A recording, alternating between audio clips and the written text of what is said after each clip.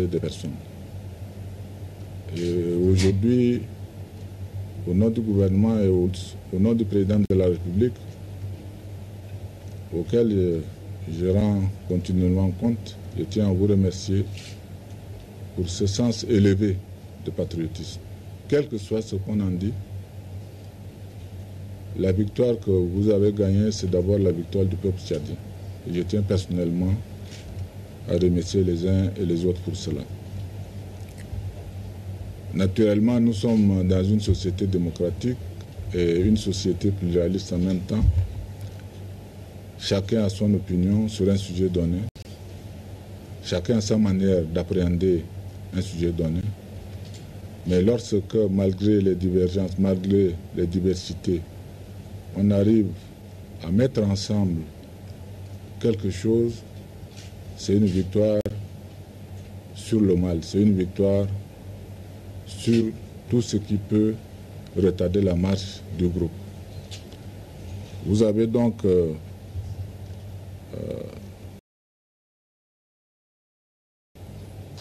pris votre part de responsabilité dans l'exercice. Non, ton gouvernement agit dans le sens de ce que chacun a décidé. Je tiens personnellement à m'excuser auprès de certains parce que certainement qu'au cours de certains échanges, n'étant pas habitué avec certains propos ont dû être considérés comme des attaques personnelles. Mais vous devez mesurer l'ampleur de la pression à laquelle nous étions tous soumis, à savoir que nous devrions nécessairement sortir de cet imbroglio-là. Vous avez agi en totale phase avec les grandes orientations, avec ce que le chef de l'État voulait. Et nous devons, en tant que gouvernement, appliquer ce que vous avez décidé. Nous sommes sincères et dès lundi, les actes qui doivent être pris de notre côté doivent l'être. Je crois aussi que ça sera la même chose de nos partenaires qui ont, pour une première fois, je crois, dans l'histoire de notre pays, vraiment fait preuve de grands dépassements. Voilà, les propos du chef du gouvernement Joseph Dimrangar Dadnadi sont recueillis par Ghislain Tchani Koudou. Au terme de la signature de cet accord qui vient ici décrisper le climat tendu entre le gouvernement et les centrales syndicales, une lecture complète a été faite par le rapporteur général du comité ad hoc des négociations. Voici la teneur. Considérant l'intérêt supérieur du pays, considérant le programme politique du gouvernement, considérant la disponibilité du gouvernement du renouveau et de l'ajustement global à un dialogue ouvert et sincère avec les partenaires sociaux, considérant l'impérieuse nécessité de préserver la paix sociale pour la réalisation du dit programme, persuadé que la négociation et le dialogue entre partenaires sociaux constituent les moyens de prévention et de résolution des conflits sociaux, considérant les revendications des travailleurs du secteur public, considérant que la lutte contre la cherté du coût de vie n'est pas un exercice solitaire du gouvernement, conformément aux dispositions de l'arrêté numéro 624/PR/PM/2013 du 20 février 2013 portant création d'un comité ad hoc de négociation Cannes, le gouvernement, l'Union des syndicats du Tchad UST, la Confédération libre des travailleurs du Tchad CLTT, la Confédération indépendante des syndicats du Tchad CIST, la Confédération syndicale du Tchad CST et la Confédération syndicale des travailleurs du Tchad CSTT conviennent de ce qui suit. Le gouvernement s'engage à réviser par décret le tableau de reversement des fonctionnaires conformément à la grille en annexe paraphée par la partie gouvernementale et les représentants de 5 centrales syndicales parties aux négociations. Approuver et appliquer la grille de salaire des contractuels et décisionnaires de l'État validée par la commission municipale chargée de la révision du barème de grille salariale des agents de l'État dans un délai n'excédant pas 3 mois. Payer exceptionnellement les salaires retenus pour fait de grève aux fonctionnaires et agents de l'État concernés par la mesure de retenue de salaire dans un délai n'excédant pas 3 mois. Annuler les affectations et rétablir dans leurs fonctions les principaux responsables syndicaux. Appliquer les accords sectoriels conclus avec les partenaires sociaux. Appliquer intégralement les 40% des effets financiers de la nouvelle grille salariale correspondant à l'année 2013 pour compter du 1er janvier. Les centrales syndicales des travailleurs s'engagent à poursuivre le dialogue dans les structures légales appropriées pour les éventuelles revendications catégorielles. Participer aux efforts de lutte contre la cherté de vie menés par les pouvoirs publics. L'Union des syndicats du Tchad, UST, s'engage à lever le mot d'ordre de grève pour la pleine réalisation de ce qui est convenu dans le présent accord. La question de la valeur du point d'indice sera discutée ultérieurement selon l'évolution du coût de la vie dans le cadre du Comité national du dialogue social. Un comité paritaire mis en place par arrêté du Premier ministre chef du gouvernement est chargé du suivi de l'application du présent accord. En cas de difficulté d'application du présent accord ou en cas de conflit, la partie la plus diligente peut saisir le Comité national du dialogue social pour un règlement à l'amiable. Les parties se félicitent du sens de responsabilité et de la sérénité du climat qui ont prévalu les dispositions du présent accord qui entrent en vigueur pour compter de la date de sa signature. Fait en N'Djamena le 28 mars 2013 pour le gouvernement. Le ministre de la fonction publique, du travail et de l'emploi, Abdoulaye Abakar. Le ministre des Finances et du budget, Ateb Doutoum. Le ministre secrétaire général du gouvernement chargé des relations avec les grandes institutions, Samir Adam Annour. Le ministre de l'urbanisme, des affaires foncières et de domaines, Maître Jean-Bernard Padaré. Le ministre de l'aménagement du territoire, de la décentralisation et des libertés locales, Yokabdim Mandigi. Le ministre de la Santé publique, Ahmed Gidda Mamad. Le ministre de l'Enseignement fondamental, Hassan Pionaï. Le conseil technique à la fonction publique, au travail et à l'emploi à la présidence de la République, Madame Kad Ndulgem Elisabeth, le secrétaire général de la primature, Liman Mahamad. Pour les centrales syndicales, pour l'UST, Gunung Vaima Gamfare, Nukongon Nati Beldoum, Brahim Ben Seid pour la CLTT, Nagitel Sem Reundingam pour la CLTT, pour la CIST Garmadjal Gami, Mohamed Nasraddin Moussa pour la CIST, pour la CST, Mamatair Hassan Gouchoulaye et Hassan Abderrahman, pour la CSTT, Oué Ouloulou et Nendingay Loudégué. Voilà donc pour ce qui est de cet accord de négociation signé cet après-midi entre le gouvernement et les centrales syndicales. Et puis, cette brève, avant de poursuivre cette édition, deux membres du gouvernement ont eu l'occasion ce jeudi de s'adresser aux députés nationaux. C'était lors de la séance plénière à l'hémicycle.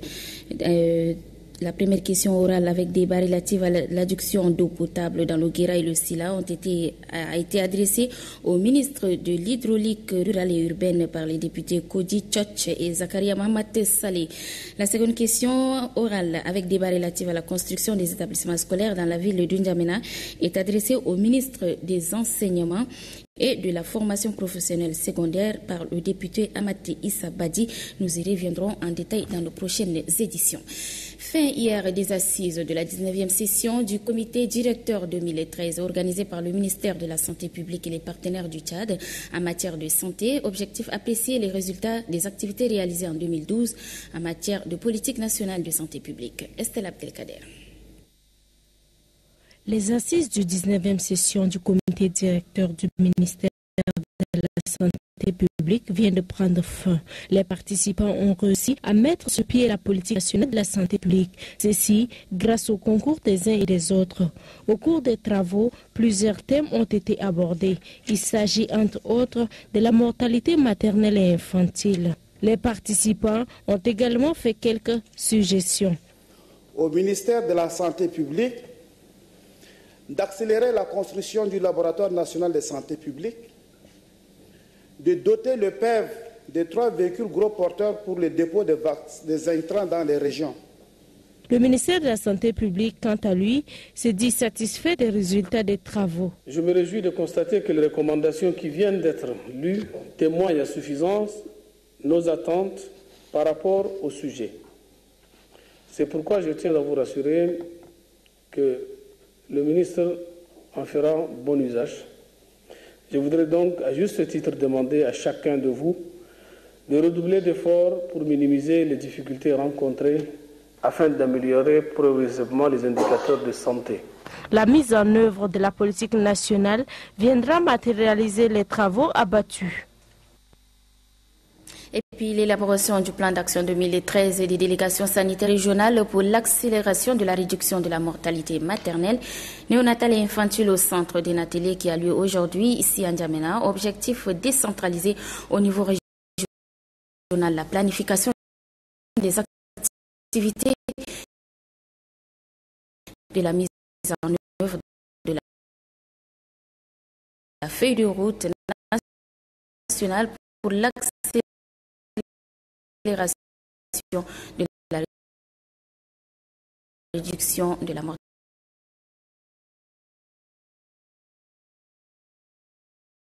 mortalité maternelle, néonatale et infantile.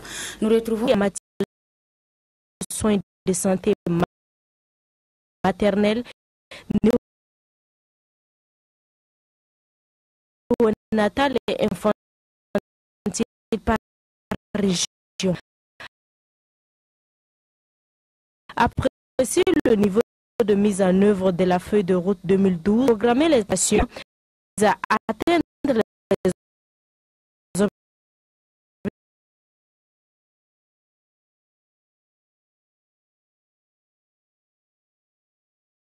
objectifs de réduction de la mortalité maternelle. Le ministère de la Santé publique se félicite pour sa part de la tenue d'assises regroupe 23 districts sanitaires régionaux et les travaux s'étendront sur 3 jours.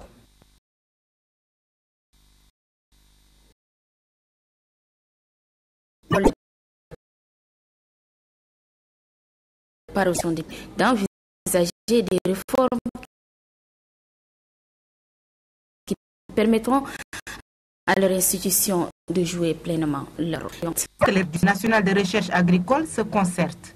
Cette concertation est initiée pour évaluer le chemin parcouru par ces 2 organisations depuis des années d'existence. Cette initiative a véritablement une portée historique qui devra être inscrite dans les annales de la coopération entre la CIMAC et ses partenaires nationaux du Tchad, car elle vise justement à donner plus de visibilité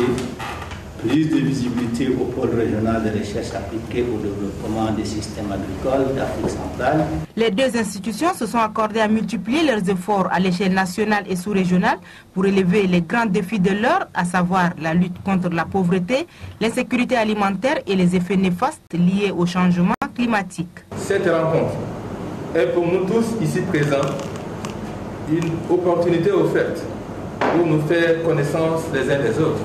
Il s'agit avant tout d'évaluer les rapports entre le PRASAC et les SNRA dont il a la charge de coordination en vue d'identifier les forces et les faiblesses.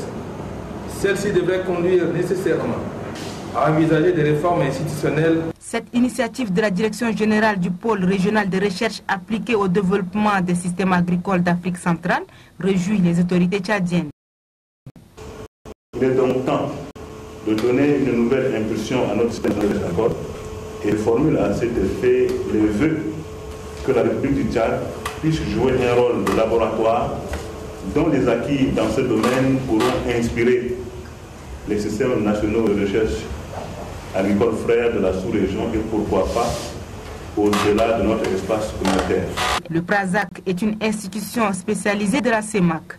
Il focalise ses activités dans 3 domaines: la santé humaine et animale, la sécurité animale, l'environnement et la biodiversité. La mission de la Direction générale des douanes se poursuit à travers le pays. Dans le reportage qui va suivre, la délégation s'est rendue dans 4 régions du pays pour s'enquérir des conditions de travail dans les différents bureaux des douanes. Ghislain Tchani-Koudou. La mission de contrôle des activités douanières poursuit son périple dans les régions de Bata, Bar El Ghazal, Kanem et Bol. Dans ces différentes régions, elle a sensibilisé exclusivement les douaniers sur l'exportation du bétail sur pied et l'importation des produits du Niger, du Nigeria et de la Libye. Des instructions fermes leur ont été données sur l'interdiction de l'exportation des génisses. Nous avons eu à remarquer beaucoup de choses, beaucoup de manquements, mais par rapport aux instructions qui sont données par la Direction générale des douanes, nous avons pu rectifier beaucoup de choses. Et vous savez, notre direction, c'est une direction, si vous me permettez le terme, une direction très compliquée, parce que nous avons un seul produit qui est le bétail. Alors, dire que maîtriser le bétail à 100%, c'est très difficile. Aujourd'hui, vous trouvez un troupeau qui va dire qu'il est en pâturage. Mais si vous n'avez pas un bon suivi, c'est de la contrebande qui va à l'extérieur. Vous savez, le Tchad est très vaste. Les moyens sont là et nous traquerons sans problème ceux qui frottent le bétail. Le directeur des affaires pétrolières a saisi cette opportunité pour donner des orientations à ses agents sur place. On ne tardera pas de restructurer les affaires pétrolières comme service de l'État. Maintenant, tous ceux qui sont fonctionnaires des affaires pétrolières, au début c'était un peu difficile puisque tout le monde pensait que la fiscalité est déjà à supprimer. Mais non, au contraire, les affaires pétrolières sont devenues une direction des affaires pétrolières. Elle est devenue encore plus importante. Et nous pensions que les choses vont s'améliorer davantage. Cette mission a permis aux directeurs des différents services des douanes et aux techniciens de se rendre compte de l'effectivité du travail sur le terrain. Les artistes tchadiens viennent d'élire leurs représentants au Conseil économique, social et culturel. Les 3 nouveaux élus auront un mandat de 3 ans renouvelable. Anastasie Bissi. Abdraman Bangousso, Dambadjoya Adam et Zilka Abdallah sont désormais les nouveaux représentants des artistes au Conseil économique, social et culturel. Ils ont été élus parmi les 8 candidats retenus pour les élections. 4 temps forts ont marqué ces élections: la profession de foi, le vote, le dépouillement et les résultats. Les représentants des artistes auront donc pour mission de plaider le sort des artistes auprès de la haute hiérarchie afin de promouvoir la culture tchadienne. Très émus, les heureux élus assurent qu'ils ne trahiront pas la confiance placée en eux. Je pense que je ferai de mon mieux une fois que j'ai des dossiers, vraiment des consultations. S'il faut faire des propositions, je ne vais pas le faire seul, je vais le faire structure à la base pour travailler, demander des avis des uns et des autres pour que je fasse vraiment des propositions qui puissent quand même recevoir l'agrément de tous les artistes et qui puissent nous faire avancer.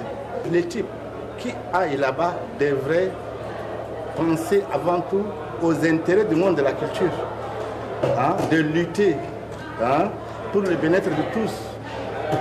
C'est ça notre objectif. Le président du comité d'organisation, Necho Abou, convie les nouveaux élus à se mettre résolument au travail pour relever le défi. Les 3 représentants des artistes au Conseil économique, social et culturel ont un mandat de 3 ans renouvelable. Parlons à présent sport. La Fédération tchadienne de taekwondo a décidé de redynamiser son bureau directeur.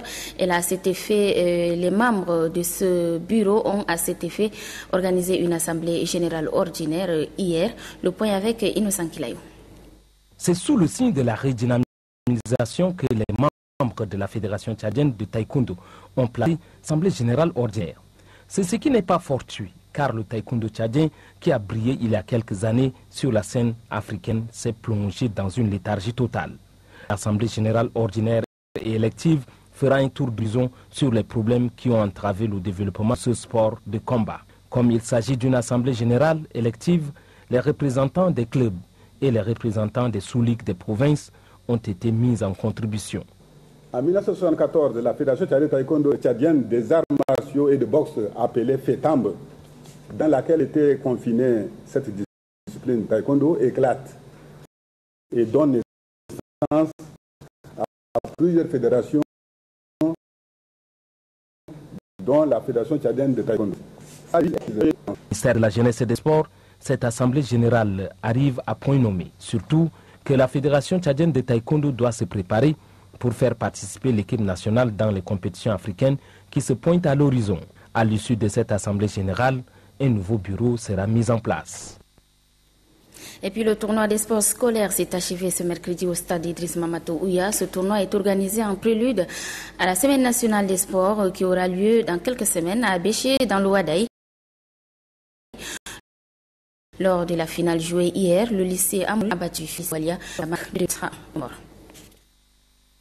Dans cette confrontation scolaire, les joueurs du lycée Amoul de Farsha n'ont laissé aucune chance à leurs condisciples du lycée de Walia. À la 3e minute, Hassan Alhaj ouvre le score pour sa formation. Le jeu double d'intensité, très inspiré et mieux en forme, les élèves du lycée Amoul de Farsha double la mise à la 17e minute par Saleh Mamad. Le stade exulte. Le score est inchangé jusqu'à la mi-temps. À la reprise, le lycée de Walia retrouve ses esprits et pose le jeu. D'un geste très technique, l'international Ninga Casimir réduit la marque dès l'entame de la deuxième partie. Le lycée de Walia court derrière l'égalisation mais en vain. À 1 minute du temps réglementaire, Iso Iber du lycée de Farsha écope d'un carton rouge. Les minutes s'égrènent, les temps passent. Au coup de sifflet final, la pelouse est envahie par les élèves du lycée Amoul de Farsha. La déléguée du gouvernement auprès de la commune de N'Djamena fait un appel de pied auprès du ministre de la Jeunesse et du Sport. De nos jours, le sport est devenu non seulement une activité de loisir, mais une grande entreprise économique et sociale qui permet de tisser des relations régionales, nationales et internationales, où chaque région l'intègre dans son plan de développement socio-économique, politique et culturel. Le championnat de sport scolaire vise à aider à la détection des jeunes talents pour renforcer le sport de haut niveau. En athlétisme, les lycées de la Liberté du Félix Eboué et Ibrahim Mamad Itno de Farsha ont eu des trophées. Rendez-vous est pris pour la Semaine nationale de sport scolaire et universitaire que la ville d'Abéché abritera. Hors de nos frontières en République centrafricaine, la situation sécuritaire reste toujours précaire à Bangui. L'électricité, par contre, est revenue en ville, mais pas de l'eau. Ici, Gladys Marivat. Jeudi, la situation était encore précaire à Bangui. Les magasins de la capitale centrafricaine ont rouvert mercredi après 3 jours de pillage. L'électricité est revenue, mais l'eau manque encore dans plusieurs quartiers de la ville. L'électricité, ça est venu hier. Ça fait moins plaisir, quoi. Est-ce que tu as l'eau aussi? Bon, situation, il n'y a pas de l'eau depuis combien de jours, il n'y a pas de l'eau. On a souffert le problème de l'eau. Sur les routes, les voitures des rebelles Séléka patrouillent, mais les taxis sont rares. Partout, l'insécurité règne. Les chauffeurs de taxi craignent les violences des patrouilles Séléka. Les Séléka, ce que je crains, c'est quoi? Quand ils roulent comme ça, ils te voient brusquement comme ça, là, ils commencent à tirer, ils te menacent alors. C'est ça. La peur des chauffeurs de taxi est partagée par ces ressortissants français. Évacués vers ce campement sur la base militaire de Bangui mercredi, ils attendaient de rejoindre Paris. Ils se souviennent de ces 3 jours de cauchemar. C'est vrai que ça a été très dur parce qu'on a été vraiment sous les tirs d'obus de mortier, les balles dans tous les sens qui tombaient partout, les enfants qui pleuraient, enfin bon, c'était un petit peu difficile. Le centre-ville est paralysé, les gens sont toujours sous la peur. Les pillages, on va dire quand même, qui ne sont pas terminés. Une force française de 550 hommes protège les ressortissants et les intérêts français en Centrafrique, mais se garde d'intervenir. Les Nations Unies pointent un risque de pénurie alimentaire. Le Seleka a promis une reprise de la vie administrative et économique mardi prochain.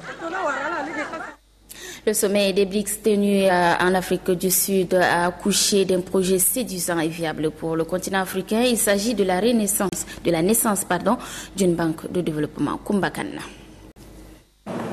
C'est la mesure phare de ce 5e sommet des BRICS. Une banque de développement pour financer les infrastructures des pays émergents. Présents à Durban, ces derniers ont salué l'initiative, vue comme une alternative crédible aux institutions internationales.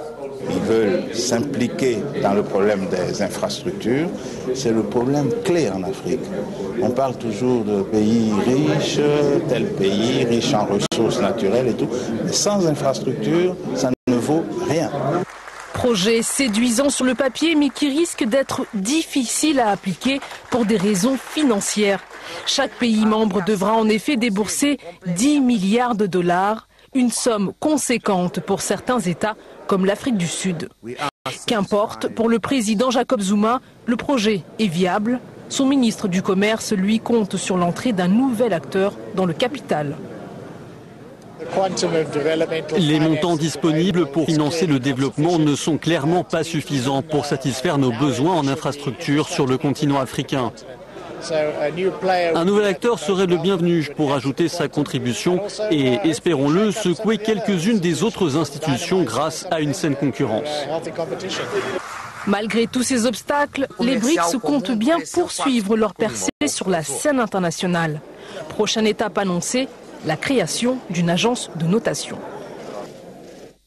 Voilà, et c'est la fin de cette grande édition. Merci à toutes et à tous de l'avoir suivi. Très bonne suite des programmes. Vous pourrez retrouver ce journal en différé sur la toile www.honortv.org. C'est notre adresse web. Bonsoir, à demain.